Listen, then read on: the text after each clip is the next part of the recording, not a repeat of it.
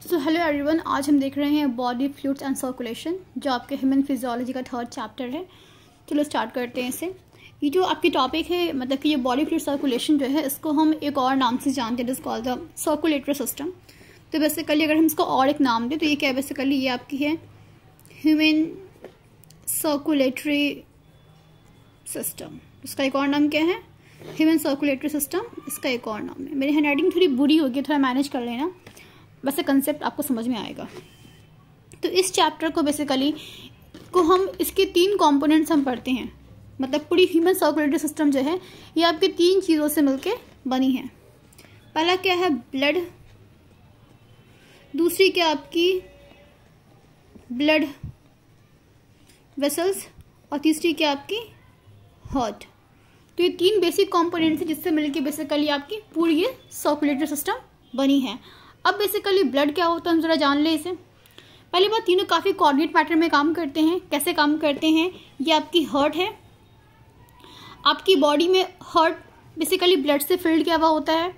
ये हार्ट से बहुत सारे आर्टरीज वेसल्स निकले होते हैं। जैसे कि इस कहने का मतलब क्या है, आपकी ब्लड वेसल्स जो होते हैं इसके 3 कंपोनेंट्स होते हैं। एक होता है आर्टरी, दूसरी होती है वेन, तीसरी होती है कैपिलरी। तो क्या होती है इसकी, ब्लड वेसल्स के 3 कंपोनेंट्स होते हैं। आर्टरी, राइट, आर्टरी टूट के बन जाता है ऐसे ऐसे कैपिलरीज में, फिर ये ज्वाइन कर जाते हैं, फिर ये ऐसे ज्वाइन कर जाते हैं, ऐसे ज्वाइन कर जाते हैं, और क्या बन जाते हैं आपके, बेसिकली ये वेन बन जाते हैं। तो कहने का मतलब क्या है, आपके ब्लड वेसल्स के 3 कंपोनेंट्स होते हैं, आर्टरी, वेन एंड कैपिलरीज, जो आपने बचपन में पढ़ रखा होगा। तो हार्ट से निकलती है ऑर्टा, ऑर्टा आपके पतले पतले आर्टरी में टूट जाते हैं, एंड ये टूटने के बाद फाइनली एक ऑर्गन में जाते हैं, आर्टरी। और ऑर्गन के अंदर आर्टरी काफ़ी मोटी होती है, इसलिए अलाउ नहीं कर पाती है, इसलिए आर्टरी पतली पतली कैपिलरीज में टूट जाती है, और टूटने के बाद फाइनली ये ज्वाइन कर जाता है वेन में, और सारे वेन्स ज्वाइन कर जाते हैं वेना कावा में, और ये हार्ट के पास पहुंच जाती है। तो घुमा फिरा के बॉडी में ऐसे आपकी सर्कुलेशन काम करता है कि बॉडी हार्ट से निकलती आपकी ब्लड वेसल्स, और ब्लड वेसल्स फिर पूरी बॉडी में ब्लड से लेके जाता है। इट मीन्स कहने का मतलब ये है कि हम ये किसकी बात कर रहे हैं, हम ये बात कर रहे हैं कि आपकी बॉडी में ब्लड जो है चीज़ों को यहाँ से वहाँ ट्रांसपोर्ट करने का काम करता है। ये सिस्टम क्या है हम बात करेंगे, फिलहाल ये समझ लो ब्लड करता है क्या है, ब्लड बॉडी में चीज़ों को ट्रांसपोर्ट करने का काम करता है। क्या ट्रांसपोर्ट करता है, आप जब खाना खाते हो तो वो खाना बॉडी में डाइजेस्ट होता है। डाइजेस्ट हुआ कहाँ जाता है, ब्लड में जाता है। ब्लड से कहाँ जाता है, आपके बेसिकली सेल्स के पास जाती है। सेल्स के पास क्या होती है, ग्लाइकोलाइसिस होती है, क्रेब्स साइकिल होती है, मीन्स बहुत सारे प्रोसेस होते हैं, और फाइनली उससे क्या होता है, उससे मिल जाती है आपको एनर्जी। तो घुमा फिरा के आपने खाना कहाँ खाया, पेट में खाया, बट वो गया कहाँ, ब्लड में गया। ब्लड मीन्स ब्लड बेसिकली आपके फूड को यहाँ से वहाँ लेके ट्रैवल कर रहा है। चलो ये बात समझ गए। आपने ऑक्सीजन लिया, ऑक्सीजन इनटेक किया, ऑक्सीजन कहाँ गया, लंग्स के पास गया। लंग्स से किसके पास गया, लंग्स से गया वो बेसिकली उसके ब्लड वेसल्स के पास गया। अगेन ऑक्सीजन कहाँ गया, ब्लड के पास गया। अगेन खुशी होती है आपको, कोई तारीफ करता है तो, गुस्सा आता है कोई बुराई करता है तो बॉडी में हार्मोन्स निकल रहे हैं, तो मूड स्विंग्स हो रहे हैं आपके, ठीक है। तो कहने का मतलब कि बॉडी में हार्मोन्स निकल रहे हैं। ये हार्मोन्स कहाँ निकलते हैं, अगेन ब्लड में निकलते हैं।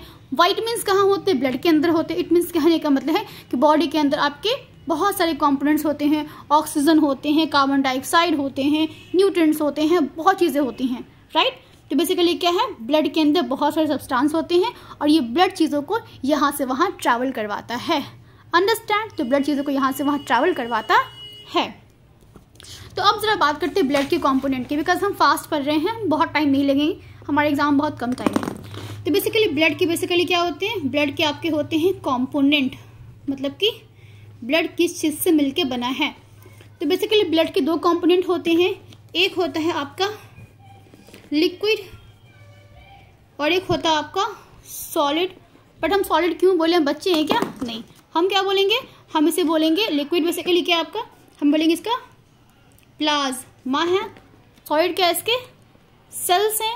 वो सेल्स क्या हैं, आपके फॉर्म्ड एलिमेंट्स हैं। क्या बोलेंगे इसे, हम फॉर्म्ड एलिमेंट्स कहेंगे। फॉर्म्ड एलिमेंट्स के अलावा और क्या बोल सकते हैं, इससे हम कहेंगे we also call it blood corpuscles. क्या बोलेंगे इसे हम, ब्लड कॉर्पसेल्स कहेंगे। तो क्या है, ब्लड के दो कंपोनेंट है, लिक्विड और सॉलिड। ये क्या है, प्लाज्मा, ये क्या है आपके ब्लड के सेल्स हैं। प्लाज्मा बेसिकली जो होते हैं अगेन ये दो कंपोनेंट से बने हैं। ये किससे मिलके बने हैं बेटा, ये मिलके बने हैं वाटर से, और किससे मिलके बने हैं, प्रोटीन से। अब ये वाटर और ये ब्लड सेल्स कौन कौन से है, पहले इसकी बात कर लेते हैं। वाटर इट मीन्स प्लाज्मा में क्या है, प्लाज्मा में क्या है, प्लाज की मम्मा, प्लाज्मा में क्या है, प्लाज्मा में क्या है, वाटर है, और क्या है बेटा, प्रोटीन है।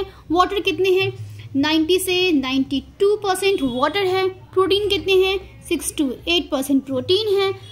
अच्छा एक बात करते हैं, ये आपको समझ में आना आपको। अच्छा प्लाज्मा नजर कैसा था, हाउ इट्स लुक लाइक, ये दिखता है आपकी येलो कलर की होती है, पेल येलो, हल्का येलो कलर का होता है, लाइक अ स्ट्रॉ, राइट। इसके अलावा जो आपके सेल्स है ये कौन कौन से हैं बेटा, ये होते हैं आपके आरबीसी, डब्ल्यूबीसी, और कौन होते हैं इसमें, प्लेटलेट्स, और कौन होते हैं इसमें, प्लेटलेट्स। अब ये आरबीसी जो बेसिकली है, आरबीसी का शेप कैसा होता है बेटा, ये डंबल शेप का होता है, और कैसा होता है, बाइकॉनकेव शेप का होता है। क्या न्यूक्लियस होते हैं, नहीं बेटा, मैच्योर आरबीसी के पास कोई न्यूक्लियस नहीं होते हैं। डब्ल्यूबीसी कैसे होते हैं बेटा, ये डब्ल्यूबीसी जो होते हैं आपकी बॉडी को इन्फेक्शन से, जर्म से, बेसिकली आपको बॉडी में इन्फेक्शन से बचाता है।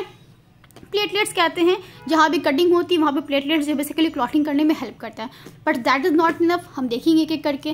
फिलहाल हम इसकी बात करते हैं प्लाज्मा। अब बेटा समझ में कैसे है, कौन कहाँ पे, देखो अब देखो, मान लो ये एक बॉटल है, राइट। इस बॉटल के अंदर क्या भरे हुए हैं, ऐसे पिंक पिंक पिंक पिंक पूरे में कुछ भरे हुए हैं बेटा। ये क्या है, ये इसका लिक्विड पोर्शन को बोलेंगे प्लाज्मा, क्या बोलेंगे, plasma, it's the liquid portion. इसमें क्या है, बड़े सारे सॉलिड पोर्शन हैं, वो क्या है आपके सेल्स हैं, जिसको बोलेंगे हम फॉर्म्ड एलिमेंट्स, और क्या बोलेंगे, ब्लड कॉर्पसेल्स। समझ आ गया, तो ऐसा कुछ नजर आता है। दोनों का रेशियो क्या है बेटा, लिक्विड की रेशियो क्या है, ये है आपकी 55% है, तो प्लाज्मा कितना है बेटा, 55% है। सेल्स कितने इसके अंदर बेटा, सेल्स इसके अंदर 45% है। गॉट इट, समझ आ गया इतना। अब आगे बात करते हैं प्रोटीन। हमने क्या बोला यहाँ पे, प्लाज्मा क्या है, वाटर और प्रोटीन। प्रोटीन की परसेंटेज देख ली, क्या प्रोटीन का नाम जानना कौन सा है, तो बेटा प्रोटीन जो होते हैं ब्लड के, जिसके प्रोटीन यहीं भी कर देती हूँ, याद रहेगा कौन कौन से होते हैं बेटा। एक होते हैं आपके एल्बुमिन, एक होते हैं आपके एल्बुमिन, ग्लोब्यूलिन, और लास्ट में क्या होते हैं आपके फाइब्रिनोजेन। कौन कौन से होते हैं, एल्बुमिन, ग्लोब्यूलिन, और क्या होते हैं बेटा, फाइब्रिनोजेन होते हैं। एल्बुमिन कितना होता है बेटा, एल्बुमिन जो होता है सबसे ज्यादा होता है, फिर ये उससे कम, और ये सबसे कम, ठीक। अब ये जो तीनों प्रोटीन्स जो सब करते हैं क्या है, पहली बात ये बने होते हैं लीवर से। किससे बने होते हैं, ये सब बनते हैं आपके लीवर से।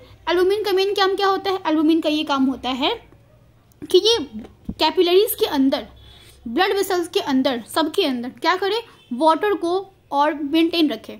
कहने का मतलब क्या है, सुनो, जब आपके यहाँ पे सेल्स होती है, कैपिलरी ब्लड वेसल्स है, ये ब्लड वेसल्स है, ये सेल्स है। जब सेल को आपके बहुत ज़्यादा भूख लगती है, बहुत भूख लगती है, तो यहाँ से इसके लिए कुछ फ्लूइड बाहर निकलता है। इट मीन्स ये एक ऑर्गन है, और ऑर्गन में ये क्या है बेटा, कैपिलरी है। ये क्या है, कैपिलरी है, और कैपिलरी के पास क्या है, ढेर सारा ऑक्सीजन है, ढेर सारा ग्लूकोज है। अब बेचारा सेल बैठा है भूखा, बोलता है मेरे को ग्लूकोज दे दो, मेरे को ऑक्सीजन दे दो, मेरे को भूख लगी है, तो क्या करेगा ये, इसके पास कोई ऑप्शन तो है नहीं। तो फिर ये कैपिलरी क्या बोलेगा, कोई नहीं, मैं तुम्हारी हेल्प करता हूँ। कैपिलरी के पास क्या, ऑक्सीजन है, ग्लूकोज है, तो ये क्या करेगा, ये इस सेल्स के पास जाएगा। लेकिन जाएगा कैसे, किसके थ्रू जाएगा, तो क्या होता है, यहाँ से कुछ फ्लूइड्स बाहर निकलते हैं। वो फ्लूइड क्या होते हैं बेटा, वो प्लाज्मा होते हैं। वो क्या होते हैं, वो प्लाज्मा।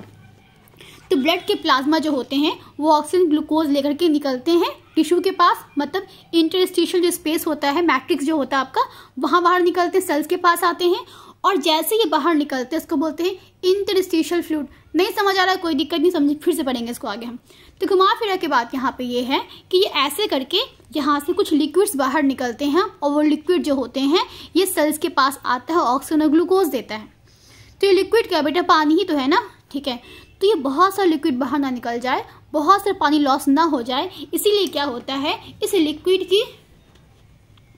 लिक्विड की यहाँ पे बीवी बैठी रहती है। बीवी होती है ना, बहुत जब पति को रोकती है अपने, तो यहाँ बीवी बैठी, बीवी क्या बोलती है, कहाँ जा रहे हो, कहाँ जा रहे हो, मैं यहाँ हूँ ना, तुम कहाँ जा रहे हो।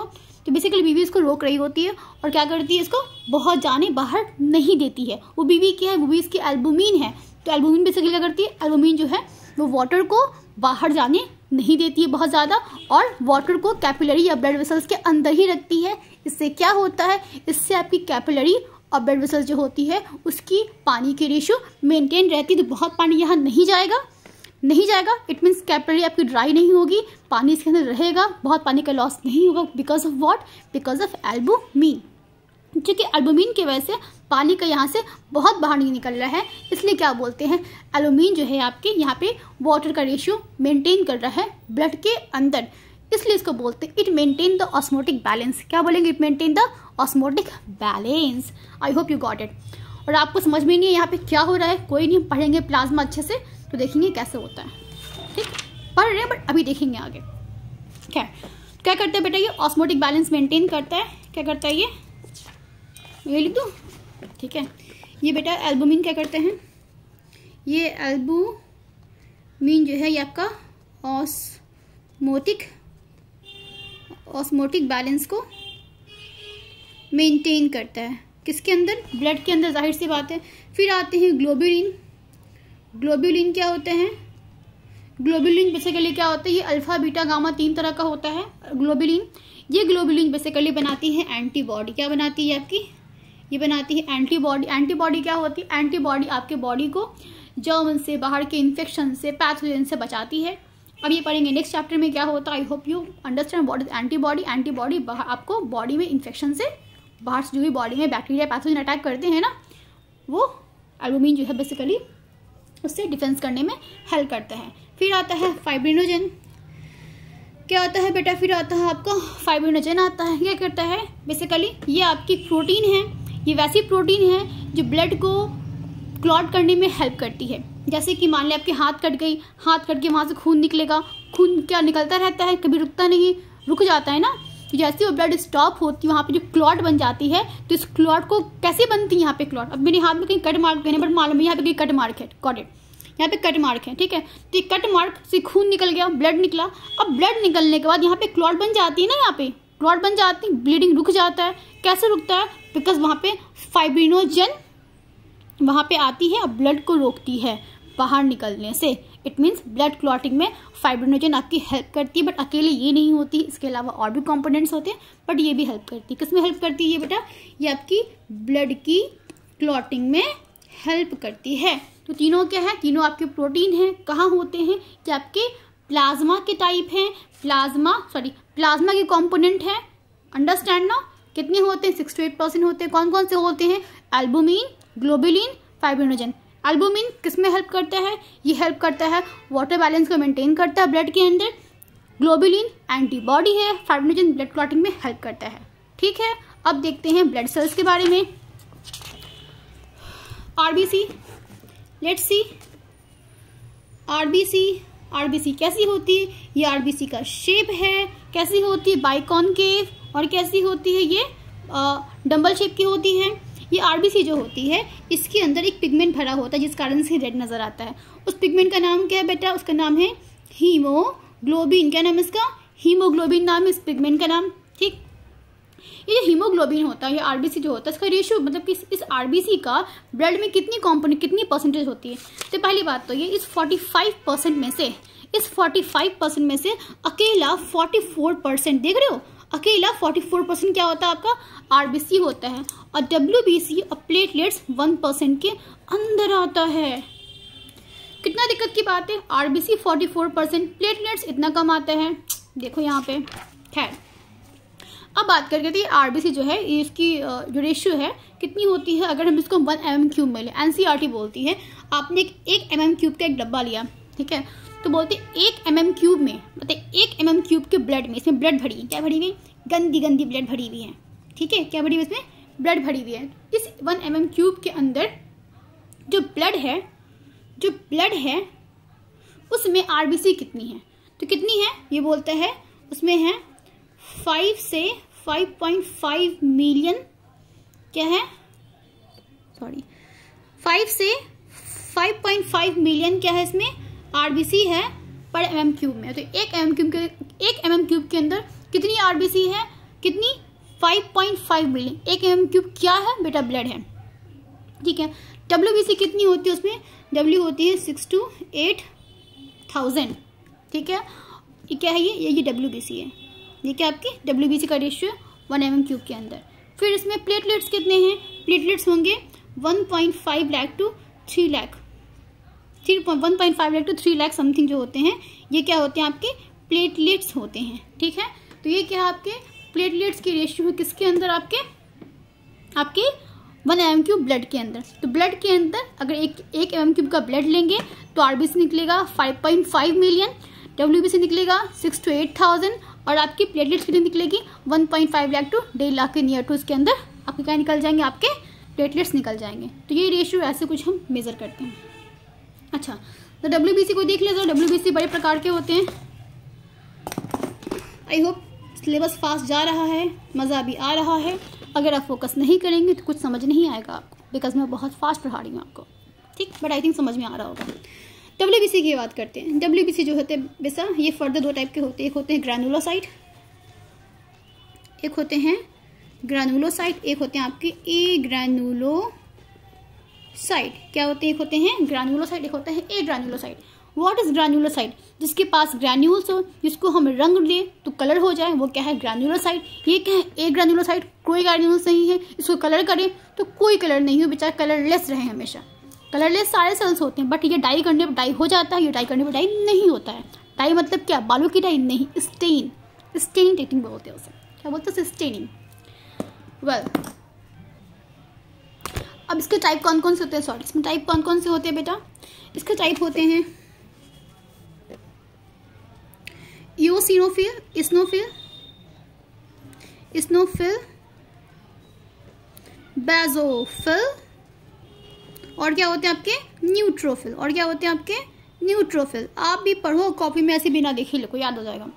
स्नोफिल, बेजोफिल और न्यूट्रोफिल, ठीक है। अब स्नोफिल बेसिकली कैसा होता है बेटा? स्नोफिल जो होता है इसकी न्यूक्लियस कैसी होती है? इसकी न्यूक्लियस होती है ऐसी बाइकॉनकेव शेप की होती है, सॉरी ये से हेडफोन शेप की होती है। तो न्यूक्लियस कैसी होती है इसकी? बाइलोब्ड होती है। कैसी होती है इसकी?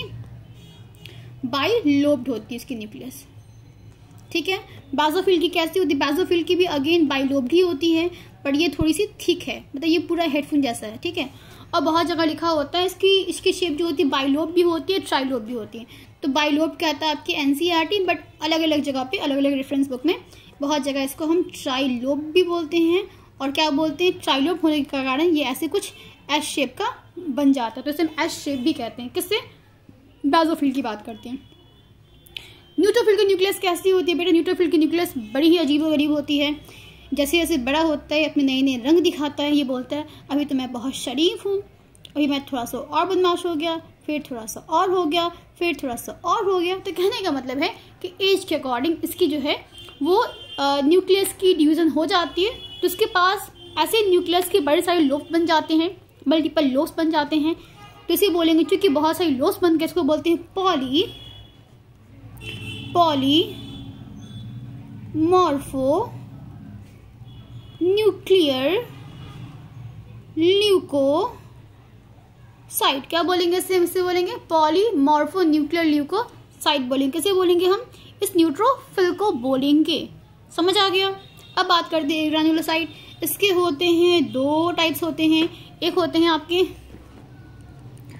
मोनोसाइट, दूसरा होता है आपका लिम्फोसाइट, ठीक है। थोड़ा आराम से पढ़ा लें, बड़ा फास्ट पढ़ा दिया, ठीक है। मोनोसाइट कैसे होते हैं बेटा? इसकी न्यूक्लियस जो होती है ऐसी बीन शेप की होती है और इसकी न्यूक्लियस बड़ी सी सेंटर पे होती है, ठीक। अब ये मोनोसाइट बेसिकली क्या होता है, क्या करता है? ये बेसिकली फैगोसाइटोटिक होता है। कैसा होता है ये? फैगोसाइटोटिक, मतलब इस को खाता है। आपको भूख लगता है, आप खाना खाते हो ना, इसको भूख लगता है, ये बैक्टीरिया को, पैथोजन को खा जाता है, ठीक है। ये क्या है? मोनोसाइट। लेकिन जैसे बॉडी में आपकी जर्म्स आती है, पहले मोनोसाइट में मोनो बड़ा क्यूट सा है, नाम कितना है? मोनो नाम है इसका, बड़ा क्यूट है। लेकिन जैसे बॉडी में बैक्टीरिया पैथोजन आता है, इससे आ जाता है गुस्सा, बोलते हैं मैं बड़ा क्यूट तुमको दिखता हूँ ना, बट इतना क्यूट हूँ नहीं मैं। पता है मैं क्या करता हूँ? मैं अपने आप को एक बड़ा सा, ठीक है, मैं अपने आप को एक बड़ा सा इसमें सेल में कन्वर्ट कर जाता हूँ। उसमें नाम क्या होता है? फिर मैक्रोफाज। फिर क्या बोलते हैं इसे? हम मैक्रोफाज बोलते हैं। क्या बोलते हैं इसे? हम मैक्रोफाज बोलते हैं। तो जैसे मेरे बॉडी में कोई बैक्टीरिया घुस जाता है, मैं बन जाता हूँ मैक्रोफाज। ठीक, ये क्या है? लिम्फोसाइट। ये बड़ा टैलेंटेड है, इसके पास होते हैं बी लिम्फोसाइट और क्या होता है? T lymphocyte. ठीक, तो ये चीज़ें हैं। इस्नोफिल क्या करता है बेसिकली? इस्नोफिल बेसिकली आपकी बॉडी में जो भी पैथोजेंस वगैरह आते हैं, तो बेसिकली जो पैथोजेंस आते हैं, पैसे मतलब कैसे वर्म्स वगैरह बॉडी में कीड़े वगैरह लग जाते हैं ना बॉडी में, आपको एनाल में, आपके स्मॉल इंटेस्टाइन, लार्ज इंटेस्टाइन में कीड़े का चला जाता है, तो बेसिकली उस टाइम पे बेसिकली आपकी बॉडी को इन्फेक्शन से बचाता है कौन? इस्नोफिल। अब एग्जांपल मान लो कि किसी को मतलब किसी की बॉडी में एस्कैरिस घुस गया, ठीक है, तो एस्कैरिस घुसा तो वहाँ पे इस्नोफिल आता है, ऐसे चिपक जाता है इसके वॉल पे, इसको डिग्रेड करने की कोशिश करता है कि भाई तुम मर जाओ। ठीक है, तो थोड़ा सा अगर रहा तो ये मर जाएगा, कोई दिक्कत की बात नहीं है, पर अगर ज़्यादा रहा तो बेचारा इस्नोफिल इसको मार नहीं पाता है, और फिर क्या होता है? फिर आपकी बॉडी में ढेर सारे कीड़े हो जाते हैं। फिर डॉक्टर के पास जाते हैं, डॉक्टर बोलते हैं पेट में कीड़े हो गए, लो दवा खाओ, ठीक हो जाएगा। दवा खाओगे मर जाएगा। अंडरस्टैंड ना? तो ऐसे बॉडी में जो भी इन्फेक्शंस होते हैं तो ये इस्नोफिल की अमाउंट आपकी बॉडी में बढ़ जाती है उस टाइप में। तो कभी आपका ब्लड टेस्ट अगर हुआ है, इस्नोफिल की कंडीशन अगर इस्नोफिल अगर टेस्ट में ज़्यादा है, इसका मतलब बॉडी में कोई इन्फेक्शन चल रही है आपके, अगर ये आपके बॉडी में ये वर्म इन्फेक्शन भी हो सकता है। ठीक है, फिर बात करते हैं बेसोफिल। बेसोफिल क्या करता है? बेसिकली क्या करता है बेटे बेसोफिल? देखो ये बेसोफिल जो है आपका, ये जो आपका बेसोफिल है, ये बेसोफिल बेसिकली 3 चीज़ें निकालता है। ठीक है, हेपेरिन,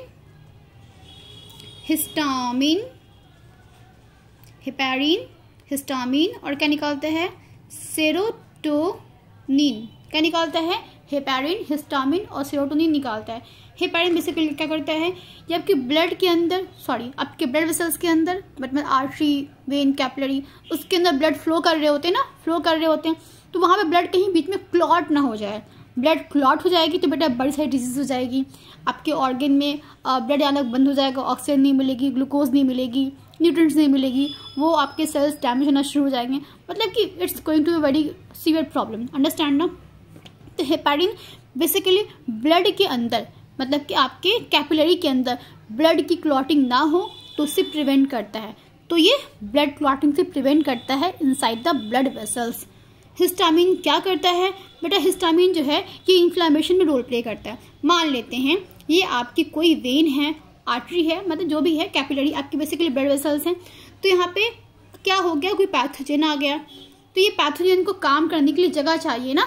ठीक है, अगर आगे जगह चाहिए ना, तो बेसिकली यहाँ पे हिस्टामिन आता है, इस एरिया को बेसिकली फुला देता है, इसको स्वॉलिंग कर देता है, ताकि वहाँ पे WBC जो है, ये आपके WBC जो है इस ब्लड वेसल से निकल करके यहाँ पे टिश्यू में आ सके और वहाँ पे पैथोजन को मार सके। तो इसको इसलिए ब्लड वेसल्स को डायलेट करना बड़ा इंपॉर्टेंट होता है। इसलिए बोलते हैं हिस्टामिन क्या है बेटा? ये वैजो डायलेटर है। और क्या? ये ब्रोंको कंस्ट्रिक्टर भी है, मतलब अस्थमा के पेशेंट वगैरह को इशू होता है, उनकी जो ब्रोंकस, ब्रोंक्यूल जो भी होता है, वहाँ पे क्या होती है आपकी ऐसी फ्लूइड जम जाती है, बिकॉज वो एलर्जी, एक्स्ट्रा एलर्जी होने के कारण होता है। तो ब्रोंकोस को इसने कर दिया है छोटा, मतलब कॉन्स्ट्रिक्ट कर दिया है, तो क्या बोलेंगे? ब्रोंको कंस्ट्रिक्टर है। अस्थमा यहाँ नहीं पढ़ना है किसी और चैप्टर में। खैर, तो बात यहाँ पे है, करता क्या है? तो ये है ये वैजो डायलेटर, और क्या है? ये ब्रोंको कॉन्स्ट्रिक्टर। इसे आप लिख ले कॉपी में। फिर आता है सेरोटोनिन। बेसिकली ये आपकी मूड रेगुलेशन में हेल्प करता है, पर इसे यहाँ पे से हम नहीं देखेंगे। ठीक है, अब देख लेते हैं रेशियो। इस्नोफिल की रेशियो क्या होती है बेटा? ये होती है आपकी 6 to 8%। ये कितना होती है? सॉरी, 4 गलती हो गया। कितनी होती है? 2 to 3%। ये कितनी होती है बेटा? 0.5 to 1%। न्यूट्रोफिल कितना होता है? 60 to 65%। ये इसकी रेशियो है। हम बात किसी कर रहे थे, अब हमारी इसकी बात हो गई है। अब बात करते हैं न्यूट्रोफिल। मोनोसाइट बेसिकली करता क्या है? ये न्यूट्रोफिल, मतलब कि ये न्यूट्रोफिल और ये मोनोसाइट दोनों जो है बेसिकली कैसे होते? दोनों होते हैं फैगोसाइटोटिक, मतलब ये बेसिकली ये दूसरे पैथोजेंस को बेसिकली ये मारते हैं। कौन? आपकी न्यूट्रोफिल और मोनोसाइट। अच्छा, अब इसका रेशियो देख लो कितना होता है बेटा? ये 6 to 8% होता है। ठीक है, ये कितना होता है? 20 से 25%। ठीक, तो ब्लड हमने देख लिया ऑलमोस्ट सारा, तो आई थिंक ब्लड में कुछ बाकी नहीं है। तो चलो, हमने टॉपिक कंप्लीट कर लिया। अब देखेंगे नेक्स्ट वीडियो में। Okay, bye.